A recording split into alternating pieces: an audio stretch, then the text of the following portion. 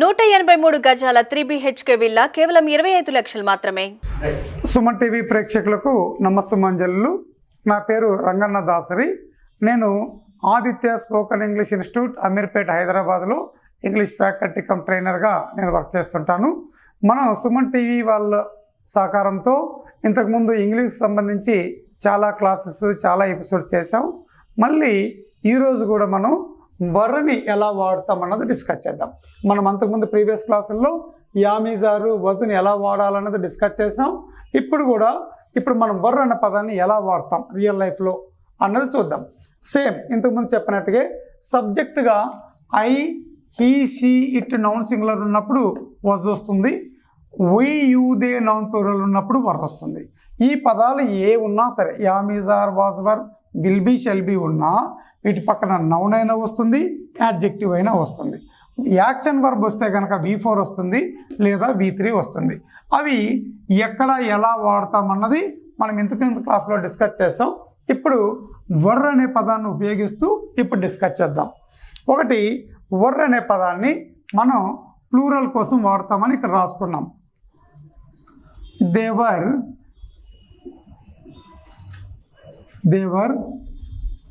Constables 5 years ago. వారు 5 సంవత్సరాల క్రితం కానిస్టేబుల్స్గా ఉన్నారు. కానిస్టేబుల్స్ అన్నది నౌన్. ఇక్కడ ఈ నౌన్ దేవర్ కానిస్టేబుల్స్ 5 years ago. వారు 5 సంవత్సరాల క్రితం కానిస్టేబుల్స్గా ఉన్నారు. వాళ్ళు ఎక్కడ ఉన్నారు అన్నదానికి రెండవది, దేవర్ in Chhattisgarh. They were in Chhattisgarh 5 years ago. వారు 5 సంవత్సరాల క్రితం ఛత్తీస్గఢ్లో ఉండటం. ఈ ఛత్తీస్గఢ్ అన్న ఏరియా, ప్రాంతం, స్టేట్, దానికి ముందు ఇన్ అన్నది రావాలి. ఇన్ అన్నది రాసాం. ఇక్కడ ఇన్ అన్నది రాయకపోతే దేవర్ ఛత్తీస్గఢ్ 5 years ago అంటే వారు 5 సంవత్సరాల క్రితం వారి పేరు ఛత్తీస్గఢ్ అవుతుంది. అందుకని ఇక్కడ ఈ లొకేషన్ గురించి తెలుసుకోవాలనుకున్నప్పుడు ఇన్ అన్నది compulsory. They were in Chhattisgarh 5 years ago. వారు 5 సంవత్సరాల క్రితం ఛత్తీస్గఢ్లో ఉన్నారు. వారు ఎలా ఉన్నారు అన్నప్పుడు దేవర్ కంఫర్టబుల్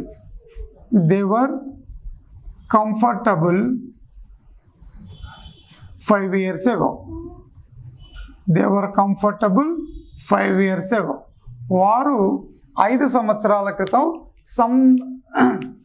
సౌకర్యవంతంగా ఉన్నారు. ఇది యాడ్జెక్టివ్ ఇక్కడ ఉంది. దేవర్ కంఫర్టబుల్ 5 years ago.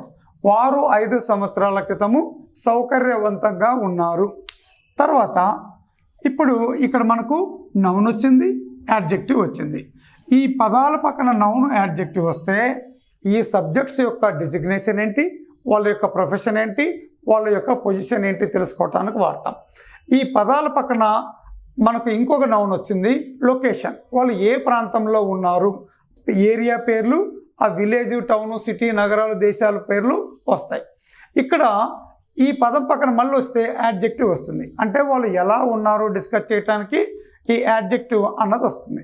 వాళ్ళు సౌకర్యవంతంగా ఉన్నారు. ఈ పదాల పక్కన మనకు అప్పుడప్పుడు V4 వస్తుంది. V4 అంటే ఇన్ఫార్మ్. వారు ఏం చేస్తున్నారు, దేవర్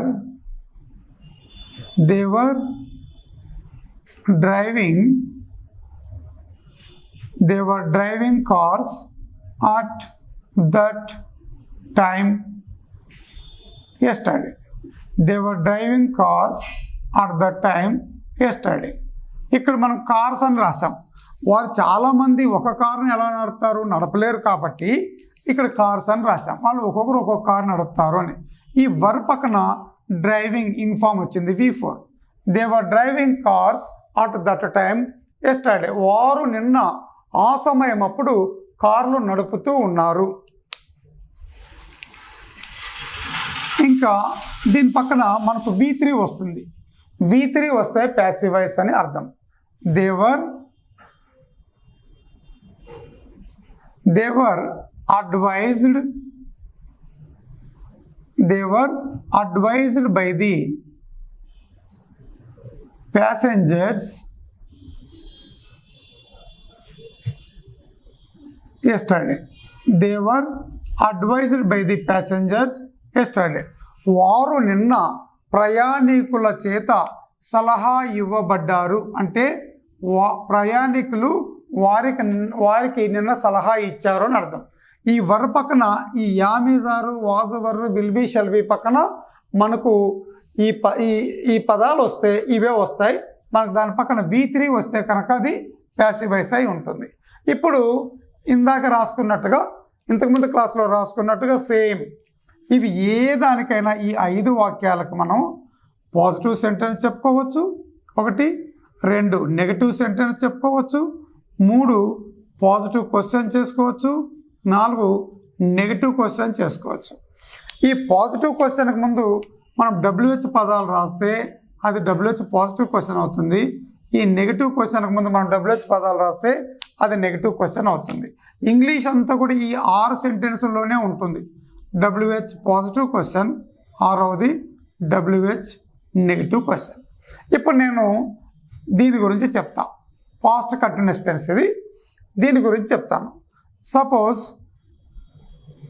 they were driving cars at that time yesterday. They were driving cars at that time yesterday. వారు నిన్న ఆ సమయం అప్పుడు కార్లు నడుపుతూ ఉన్నారు. ఆ పని జరుగుతూ ఉంది.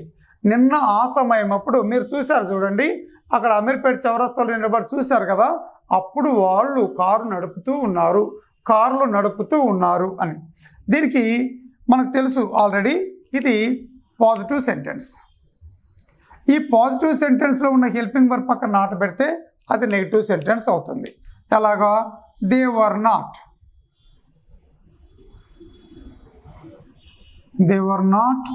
Driving cars at that time yesterday.